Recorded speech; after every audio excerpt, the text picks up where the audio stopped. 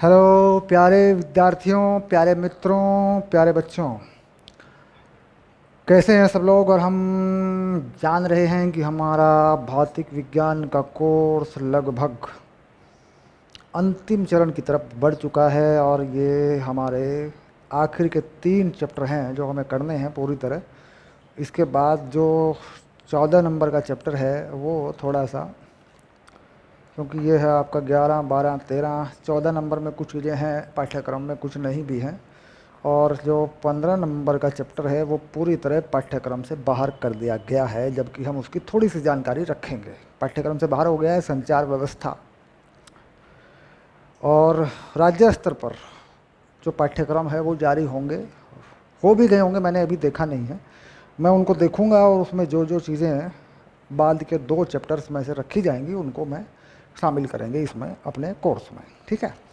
तो कुल मिला के छोटे छोटे से 3 चैप्टर हैं, अध्याय 11, 12 और 13, ठीक। विकिरण तथा द्रव्य की द्वैत प्रकृति, डुअल नेचर, परमाणु और नाभिक। परमाणु और नाभिक और विकिरण की या द्रव्य की द्वैत प्रकृति, ये रसायन विज्ञान में कक्षा 11 में भी पढ़ते हैं, फोटोन वोटोन के बारे में जानकारी जो है। चलिए शुरू करते हैं। अध्याय 11, विकिरण तथा द्रव्य की द्वैत प्रकृति। बहुत ही बढ़िया चैप्टर है, मुश्किल इसमें कुछ भी नहीं है। ये चैप्टर अभिधारणाओं पर आधारित है। अभिधारणाएं यानी कुछ बातें सिद्ध हुई हैं प्रयोगों के आधार पर, कुछ बातें अभी तक सिद्ध नहीं हो पाई हैं प्रयोगों के आधार पर। धारणा पूरी तरह मान ली जाए, मान्यता हो, लेकिन ऐसा लगता हो कि सच है। अभिधारणा, धारणा में कुछ सत्य हो, प्रयोगों के आधार पर धारणा में कुछ सत्य हो, ठीक। तो शुद्ध धारणा क्या होती है कि भाई मानते हैं और ऐसे मानते हैं कि जैसे बिल्कुल सच होता होगा। और अभिधारणा मानते भी हैं और प्रयोगों के आधार पर सिद्ध कर दिया गया कुछ बातें सच भी हैं, ठीक। चलिए, तो जैसा कि मैंने कहा कि अध्याय जो है अभिधारणाओं के आधार पर पूरा चलेगा और कुछ ऐसी बढ़िया बढ़िया बातें जो इतिहास के आधार पर जो भी अब तक हुआ है, परमाणु की खोज जो अब तक हुई है परमाणु की खोज पर चलेगा ये चैप्टर। परमाणु, फोटोन, है ना, और प्रकाश। अध्याय 11,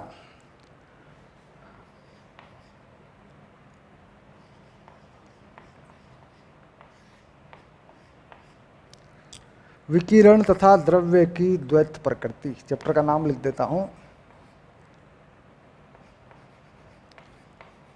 विकिरण तथा द्रव्य की द्वैत प्रकृति। द्वैत प्रकृति, द्वैत प्रकृति, ये है चैप्टर का नाम। द्वैत प्रकृति से क्या मतलब है? द्वैत प्रकृति से मतलब है कि विकिरण में कण का यानी द्रव्य की प्रकृति हो और द्रव्य में विकिरण की प्रकृति हो, यानी द्रव्य में तरंग प्रकृति हो और तरंग में द्रव्य की प्रकृति हो, ठीक। यानी विकिरण जो है कुछ ऐसे काम करे जैसे द्रव्यमान काम करते हैं, ठीक। और द्रव्यमान रखने वाली वस्तुएं, द्रव्य, कुछ ऐसे काम करे जैसे विकिरण काम करता है, यानी विद्युत चुंबकीय तरंगों की तरह काम करे। अब जैसे मैं मान लूँ कि किताब विद्युत चुंबकीय तरंग की तरह काम करे, ठीक। तो इसका मतलब हो गया ये द्रव्य की विकिरण वाली प्रकृति है, द्रव्य की विद्युत चुंबकीय तरंग वाली प्रकृति है। अब मैं मान लूँ कि ये प्रकाश जो है पड़ रहा है बल्ब से निकल कर इस बोर्ड पे पड़ रहा है। ये बोर्ड पे टक्कर मारे, बोर्ड पर एक बल आरोपित करे जैसे मेरा हाथ करता है, है ना। तो प्रकाश भी ऐसे ही करे, ठीक। इस पे बल आरोपित करे, एक दबाव डाले, दाब डाले इसके ऊपर, तो होगी विकिरण की द्रव्य प्रकृति। यानी द्रव्यमान के आधार पर जो गुण हैं, द्रव्यमान को बताने वाले जो गुण हैं वह है द्रव्य प्रकृति, और तरंग को बताने वाले जो गुण हैं वह है तरंग प्रकृति। तो प्रकाश द्रव्यमान वाले गुण बताए ठीक, तो ये हो जाएगी प्रकाश की या विकिरण की द्रव्य वाली प्रकृति। और यदि द्रव्य तरंग बताए, जैसे मैं चलूं तो एक विद्युत चुंबकीय तरंग बन जाऊं, तो ये हो जाएगी मेरी तरंग प्रकृति। ठीक, क्योंकि द्रव्यमान अगर चले और तरंग बन जाए तो हो जाएगी तरंग प्रकृति। यानी कुल मिला के चाहे विकिरण हो, उसमें दोनों बातें हैं, उसमें द्रव्यमान भी है और उसमें तरंग भी है। चाहे कोई द्रव्य हो, कोई द्रव्यमान हो, उसमें द्रव्यमान तो है ही, उसमें तरंग भी है। ठीक, अब यहाँ पर बात शुरू होगी और हम शुरू करेंगे। मैंने कहा चूँकि ये बहुत ही बढ़िया चैप्टर है और यहाँ पर हम बात करेंगे भूमिका के बारे में 11:1 पर, और हम समझेंगे चीज़ों को। तो सबसे पहला हमारा जो हेडिंग है वो है भूमिका।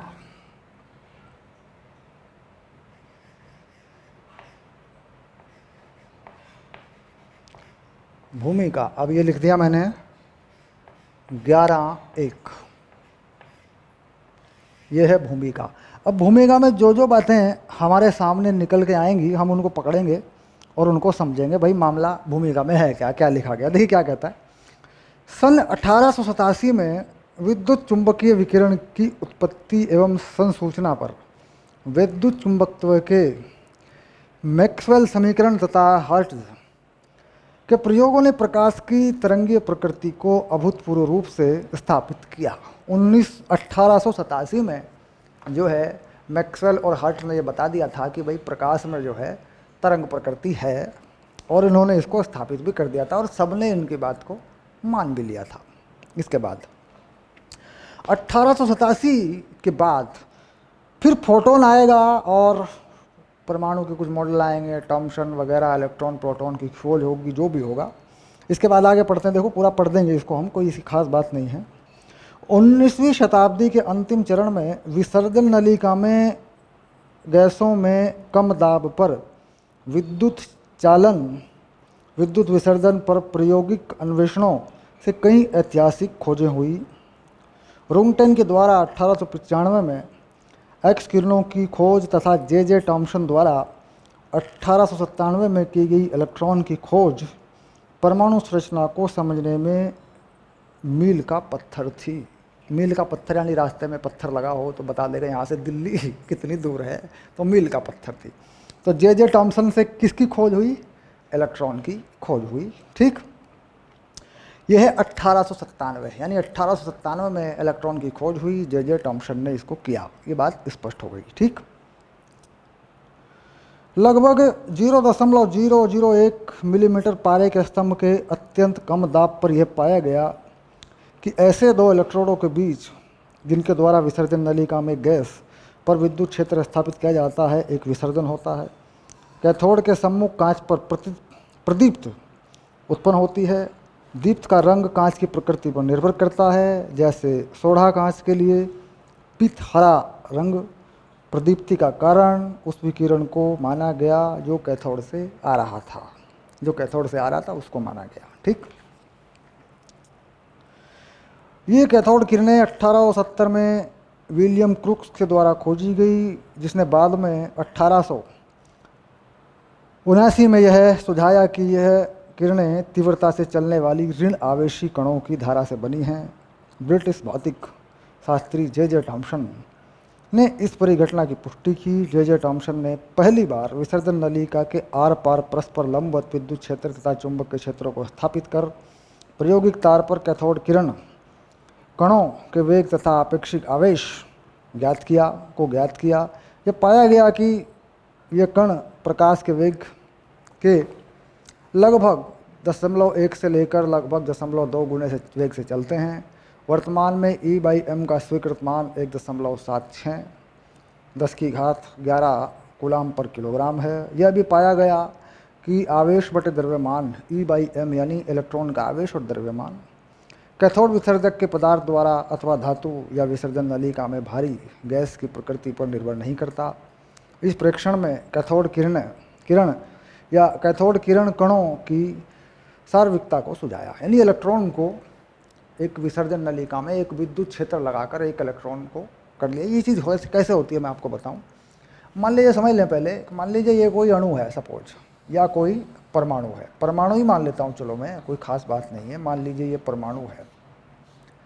इस परमाणु में यहाँ धनावेश है और इस परमाणु के चारों तरफ, क्योंकि हमें इसे समझना है यार कैथोड किरण क्या बन गई और कैसे हुआ ये, यहाँ इलेक्ट्रॉन घूम रहे हैं। बहुत मोटी मोटी सी बातें को ज़्यादा दिमाग डालने की ज़रूरत नहीं है। इलेक्ट्रॉन घूम रहा है, मान लीजिए हम जानते हैं कि परमाणु में नाभिक के चारों तरफ इलेक्ट्रॉन घूमते रहते हैं।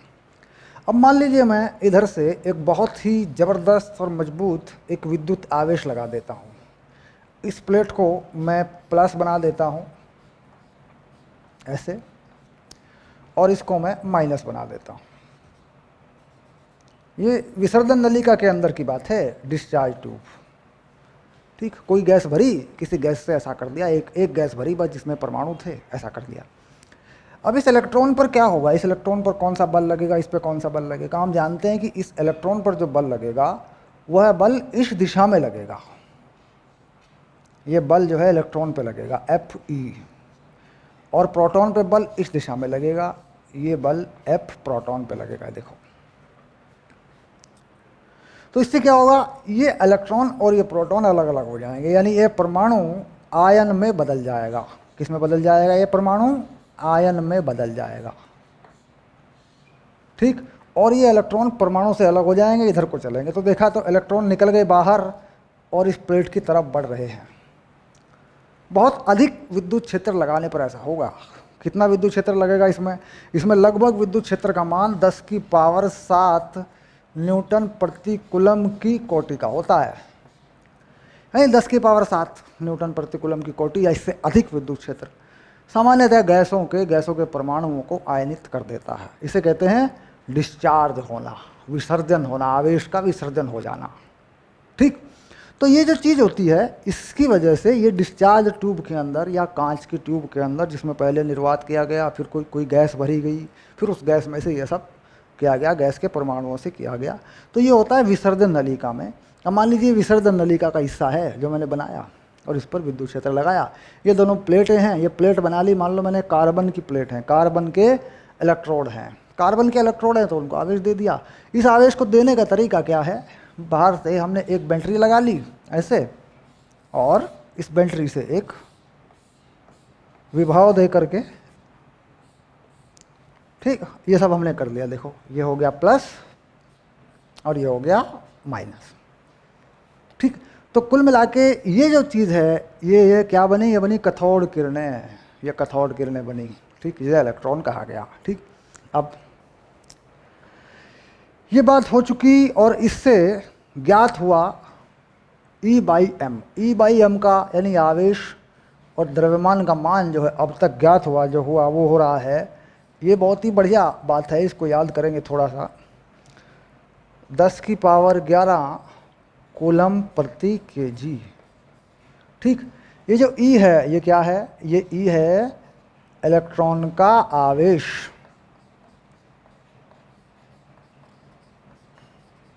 और ये m है इलेक्ट्रॉन का द्रव्यमान। E/m जो है ज्ञात हुआ। E/m ज्ञात हो जाता है क्योंकि हम जानते हैं जो बल होता है वो होता है मास इनटू एक्सेलरेशन। ये बात होती है। देखो मान लीजिए यहाँ कोई विद्युत क्षेत्र है, तो हम देख रहे हैं कि विद्युत क्षेत्र इधर को जाएगा, तो इलेक्ट्रॉन पर जो बल होगा, इलेक्ट्रॉन पे बल होगा। बल क्या होता है, ज़रा जाएं वापस जाएं और इस फंडे को बिल्कुल क्लियर करें। बस बल होता है QE,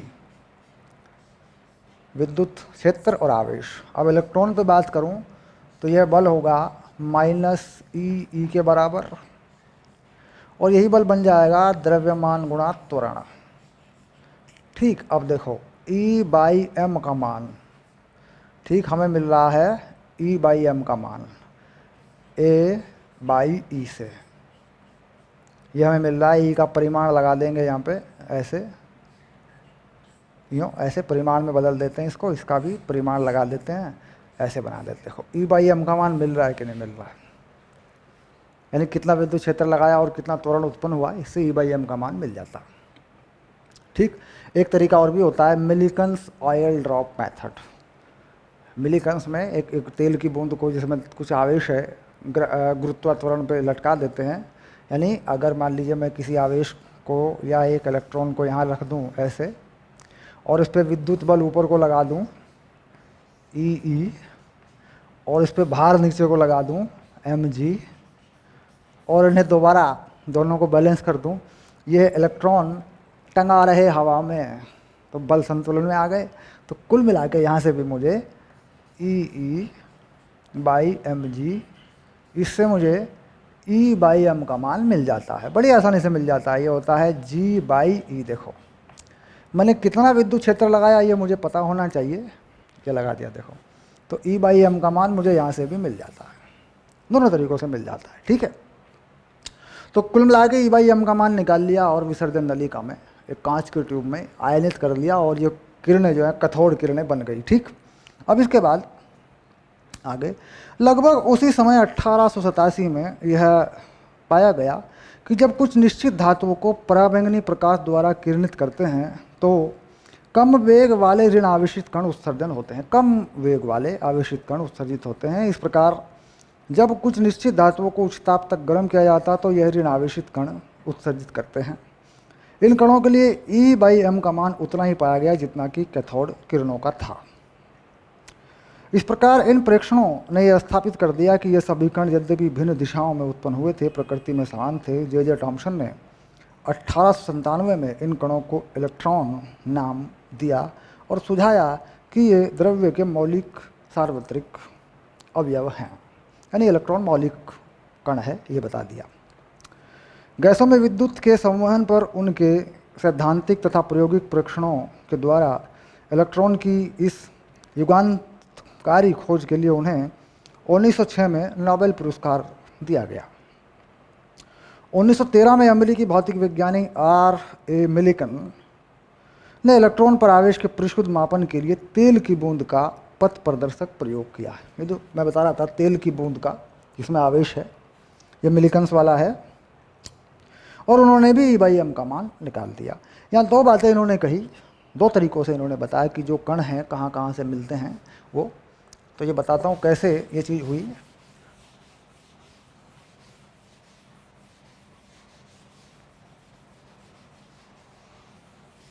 यानी ये प्रयोग लगभग 1900 के शुरू में हो रहे थे। तो एक तो उन्होंने कहा जी गर्म कर देने पर, धातु को गर्म करने, तापायनिक उत्सर्जन, इसे क्या कह रहे हैं, तापायनिक उत्सर्जन। यहाँ पर मान लीजिए इसे गर्म कर दें, इसे तापायनिक उत्सर्जन बोलते हैं, तापायनिक उत्सर्जन। गर्म कर दें तो कहता है यहाँ से निकल के इलेक्ट्रॉन चलते हैं, इसमें से इलेक्ट्रॉन निकलने लगते हैं। धातु होनी चाहिए इसमें से भी, और अगर इसी धातु पर कोई प्रकाश डाल दें, पराबैंगनी प्रकाश कह रहे हैं ये, यहाँ इस धातु पर कोई प्रकाश डाल दें, ये प्रकाश लाइट डाल दें, ठीक, इन्होंने कहा पराबैंगनी, ऐसा करें तो इसमें से भी यही कण निकल के चलने लगते हैं जो बाद में इलेक्ट्रॉन हो गए। यानी वही कण था जो डिस्चार्ज ट्यूब में या विसर्जन नलिका में था। दोनों कारणों से यही हुआ, ठीक। प्रकाश डाल दिया, ये धातु है, ये कोई धातु है, इसको बोल देते हैं, क्योंकि ये धातुओं में होगा, ये भी कोई धातु है, और ये भी सेम, ये भी धातु है। यानी धातु को गर्म करें तो इलेक्ट्रॉन निकलते हैं, हालांकि किसी तापमान पर जाकर निकलेंगे, ऐसा नहीं कि सभी तापमान पर निकलेंगे, कोई अधिक तापमान होगा तब ऐसा होगा, और प्रकाश डालें तो भी निकलते हैं, और ऐसे विद्युत क्षेत्र लगाकर आयनित कर दें तो भी निकलते हैं। यानी इलेक्ट्रॉन उत्सर्जन के तीन तरीके हो गए। एक हो गया विद्युत क्षेत्र लगा दें, आयन बन जाएंगे, परमाणु आयनित हो जाएंगे, इलेक्ट्रॉन प्राप्त हो जाएगा। पराबैंगनी प्रकाश डाल दें धातुओं में, इलेक्ट्रॉन निकलेगा। कहा कि इनकी जो गतिज ऊर्जा है वो कम है, इनकी गतिज ऊर्जा है वो कम है। इसमें भी ऐसा ही है, तापायनिक उत्सर्जन है, इसमें भी गतिज ऊर्जा कम है। यहाँ पर अपनी मर्जी की गतिज ऊर्जा बना सकते हो, यानी सबसे ज़्यादा तेज इलेक्ट्रॉन बनाने का, निकालने का जो तरीका है वो ये है, ठीक। इसमें विद्युत क्षेत्र ज़्यादा लगाओगे ज़्यादा तेजी से चलेगा, क्योंकि तो विद्युत क्षेत्र पर निर्भर कर गया। और यहाँ पर ये पराबैंगनी प्रकाश में कितनी ऊर्जा है इस पर निर्भर करेगा, क्योंकि वही ऊर्जा खर्च होगी, वही ऊर्जा धातु में आएगी, धातु से उसी ऊर्जा से इलेक्ट्रॉन इसमें से निकलेगा, ठीक। क्या निकलेगा, कैसे निकलेगा, हम इस चैप्टर में इस बारे में विचार करेंगे, अभी तो हम भूमिका में हैं। और यहाँ पर भी गर्म करेंगे, ऊर्जा मिलेगी तो इलेक्ट्रॉन बाहर निकलेगा। तो तीन तरीके हैं इलेक्ट्रॉन निकालने के, कैथोड किरण निकालने के तीन तरीके हो गए, ठीक। अब पूरी तरह दे रहा है इलेक्ट्रॉन उत्सर्जन। अब इलेक्ट्रॉन उत्सर्जन में इन्होंने पॉइंट जोड़ दिया यहीं पे,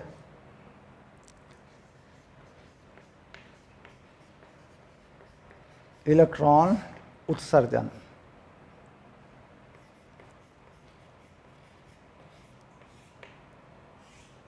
ठीक, अब इलेक्ट्रॉन उत्सर्जन के 3 तरीके हैं, तापायनिक उत्सर्जन, और दूसरा जैसे मैंने बताया ज़्यादा जानकारी लेने की यहाँ कोई ऐसी बात नहीं है, इसे क्या कह रहे हैं, इसे कह रहे हैं क्षेत्र उत्सर्जन। विद्युत क्षेत्र से बनाया, इसे कह रहे हैं क्षेत्र उत्सर्जन। ये विद्युत क्षेत्र से बन गया। और इसे क्या कह रहे हैं, इसे कह रहे हैं प्रकाश विद्युत उत्सर्जन। प्रकाश विद्युत उत्सर्जन, प्रकाश विद्युत उत्सर्जन। 3 तरीके से इलेक्ट्रॉन प्राप्त हो सकता है। ये तीनों बातें आपको याद रखनी है और बताना है इनके बारे में। 2-2 लाइन लिख करके बताएंगे। ठीक, 3 बातें, 3 तरीकों से प्रकाश उत्पन्न हो जाता है।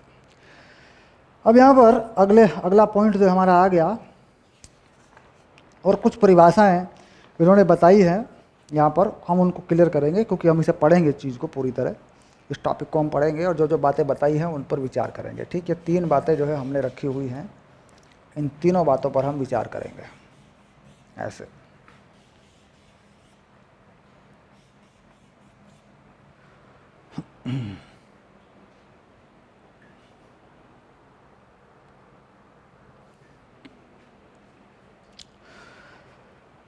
पढ़ते हैं 11.2 में, ये जो है ये पॉइंट है हमारा, ये है 11.2, इसको पढ़ते हैं। ठीक, हम जानते हैं कि धातुओं में मुक्त इलेक्ट्रॉन ऋण आवेशित कण होते हैं जो उनकी चालकता के लिए उत्तरदायी होते हैं। यानी जो चालकता है, जिससे करंट पास होता है करंट यानी विद्युत धारा बनती है, उसके लिए जो जिम्मेदार होते हैं इलेक्ट्रॉन। तथापि मुक्त इलेक्ट्रॉन सामान्यतः धातु पृष्ठ के बाहर नहीं निकल सकते। मुक्त इलेक्ट्रॉन फिर भी धातु के बाहर नहीं निकल सकते। हालांकि मुक्त हैं, धातु के अंदर घूम रहे हैं, लेकिन बाहर नहीं निकल सकते अपने आप। ठीक, यदि इलेक्ट्रॉन धातु से बाहर आते हैं तो उसका पृष्ठ धन आवेश प्राप्त कर लेता है। अगर वह इलेक्ट्रॉन धातु से बाहर आ जाएं तो पृष्ठ में आवेश कैसा होगा, धन आवेश होगा। ये क्यों होगा, क्योंकि इलेक्ट्रॉन और प्रोटॉन पर आवेश बराबर होता है और कुल आवेश या नेट आवेश शून्य हुआ रहता है। अगर इलेक्ट्रॉन बाहर आ जाएगा तो वो जो धन आवेश है प्रोटॉन पे वो दिखाई दे जाएगा। कुल मिला के आयन बन जाएंगे पृष्ठ में, अगर इलेक्ट्रॉन बाहर आ जाता है पृष्ठ से। तो कुल मिला के अगर धातु के पृष्ठ से इलेक्ट्रॉन बाहर आता है तो यहाँ पॉजिटिव आयन बन जाता है। ठीक, और इलेक्ट्रॉनों को वापस धातु पर आकर्षित कर लेता है। तो इसका मतलब यह वापस इन इलेक्ट्रॉनों को वापस खींच लेता है। यानी इसका मतलब ये हो गया कि पृष्ठ में इलेक्ट्रॉन उछल कूद कर सकते हैं। पृष्ठ में आते हैं आवेश फिर खींच लेता है, पृष्ठ में आते हैं आवेश फिर। कुल मिला के पृष्ठ से बाहर नहीं जा सकते, क्योंकि यह जो प्रोटॉन या नाभिक पर धन आवेश है यह उन्हें पकड़े रहता है। वो चल तो सकते हैं लेकिन पूरी तरह बाहर नहीं आ सकते। ठीक, इस प्रकार मुक्त इलेक्ट्रॉन धातु के भीतर आयनों के आकर्षण बलों के द्वारा रोक कर रखे गए होते हैं। परिणाम स्वरूप सिर्फ वे इलेक्ट्रॉन जिसकी ऊर्जा इस आकर्षण को अभिभूत कर सके धातु पृष्ठ से बाहर आ पाते हैं। यानी वही इलेक्ट्रॉन धातु पृष्ठ से बाहर आ जाते हैं जो इस आकर्षण को तोड़ सकें, इसे अभिभूत कर सकें। यानी ये जो आकर्षण बल इलेक्ट्रॉन में और प्रोटॉन में लगा है, जो इसे तोड़ देगा वो बाहर आ जाएगा, इसे अभिभूत कर देगा वो बाहर आ जाएगा। ठीक, अतः इलेक्ट्रॉनों को धातु पृष्ठ से बाहर निकालने के लिए एक निश्चित न्यूनतम ऊर्जा की आवश्यकता होती है। यानी धातु पृष्ठ से इलेक्ट्रॉनों को बाहर निकालना है तो यहाँ पर एक ऊर्जा की ज़रूरत पड़ेगी। ठीक, क्यों? क्योंकि प्रोटॉन के साथ इसका आकर्षण है, नाभिक के साथ इसका आकर्षण है। इसको निकालना है तो उस आकर्षण बल से इसे मुक्त कराना पड़ेगा, तो कुछ ऊर्जा इसको देनी पड़ेगी। इस न्यूनतम ऊर्जा को धातु का कार्यफलन कहते हैं। ठीक, यानी धातु पृष्ठ से इलेक्ट्रॉनों को बाहर निकालने के लिए जो ऊर्जा की आवश्यकता होती है उसे कहते हैं धातु का कार्यफलन। तो कार्यफलन की बात आ गई। देखो, कार्यफलन प्रतीक लिख रहे हैं इसका फाई नॉट। ठीक, मुक्त इलेक्ट्रॉनों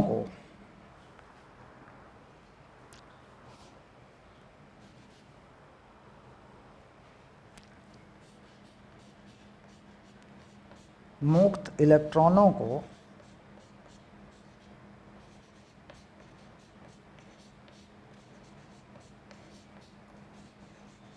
धातु पृष्ठ से पूर्णतया बाहर निकालने के लिए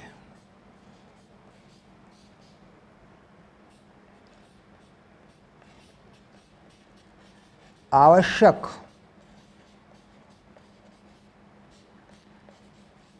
ऊर्जा को धातु का कार्यफलन कहते हैं।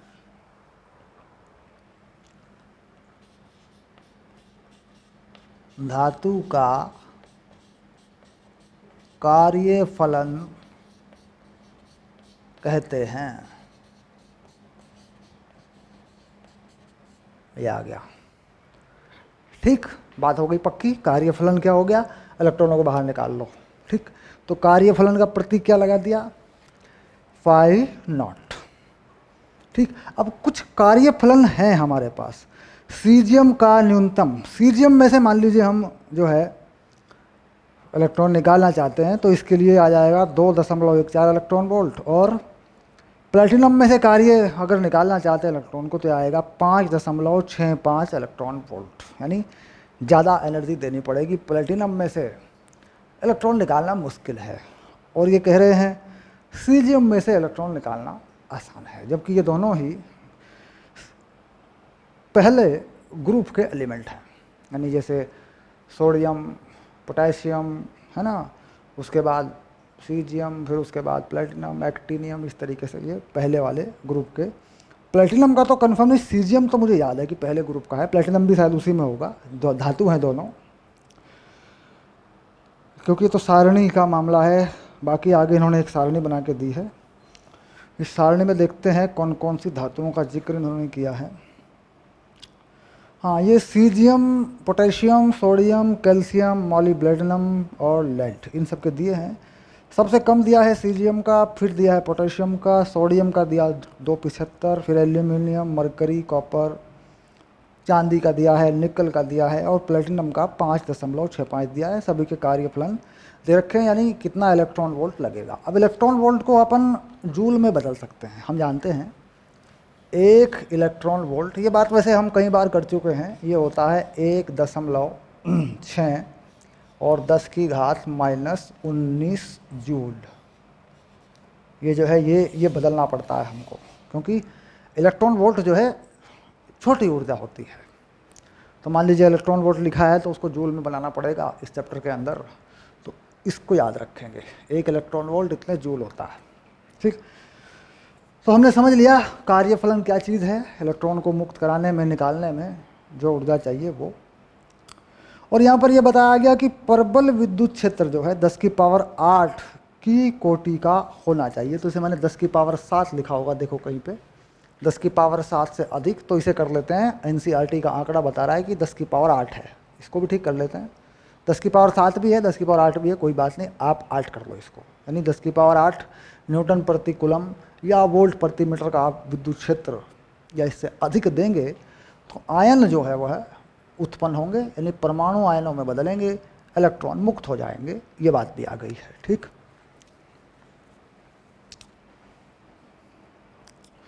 अब हम अगली बात करेंगे 11.3, और ये लेंगे हम अगली क्लास में पढ़ेंगे। चैप्टर बड़ा बढ़िया है, बड़ा रुचिकर है, आराम से चलेगा, कोई झंझट नहीं है, जल्दी ना करें। कहानियाँ यानी हिस्ट्री, इतिहास हैं अध्याय के अंदर, परमाणु के बारे में, परमाणुओं में या फोटोन में किस तरह खोज हुई, इलेक्ट्रॉन कहाँ से आया, कैसे प्रकाश ऊर्जा कैसे इलेक्ट्रॉन को प्राप्त होती, सारी चीज़ों पर है ये चैप्टर। बड़ा अच्छा चैप्टर है, और 4 नंबर बोर्ड में इसमें से आते हैं, और वो 4 नंबर बड़ी आसानी से हमें मिल जाते हैं, लेकिन इस पर हमारा थोड़ा समय लगता है। तो कुल मिला के चलते हैं 11.3 टॉपिक पे आते हैं, और अगली क्लास में इसको ले लेते हैं। ठीक है।